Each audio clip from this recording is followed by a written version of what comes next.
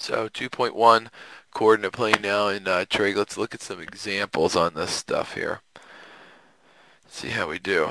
Find the distance and the midpoint of this. So there's the distance formula, there's the midpoint formula. So we'll make this x1 and y1, and we'll make this x2 and y2. So by doing so, all this is a substitution, right? x2 is 8, x1 is 3, y2 is 7, y1 is -5. So that 8 minus 3 is 5. That becomes plus a positive, which is 12.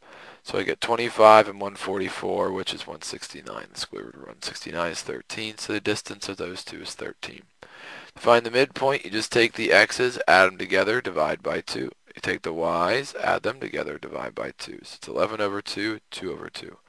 11 divided by 2 is 5.5, and 2 divided by 2 is 1. That's it. This is a whole bunch of substitution, this whole section.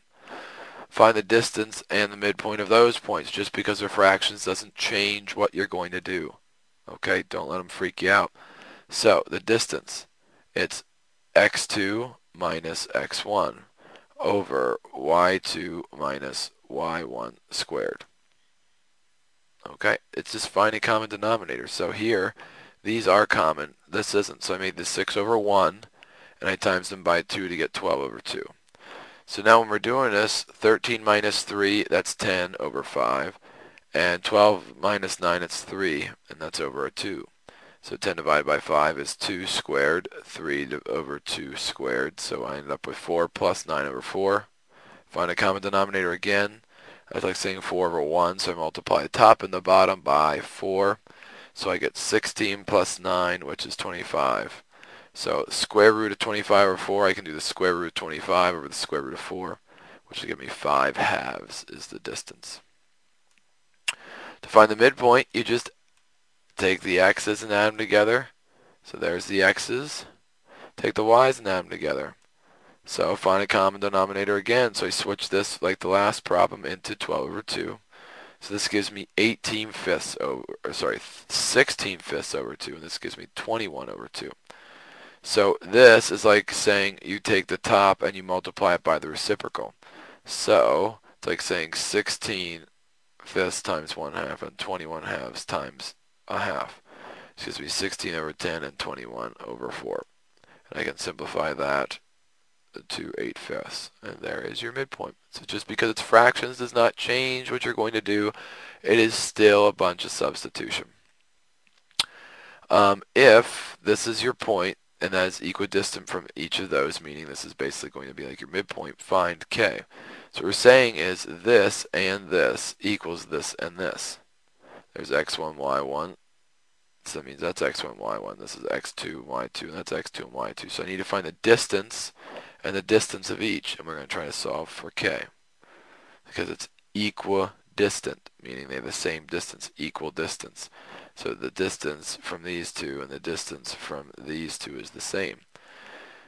So -1 minus -6 plus k minus 3. And that's going to equal -1 minus 2 and k minus 1.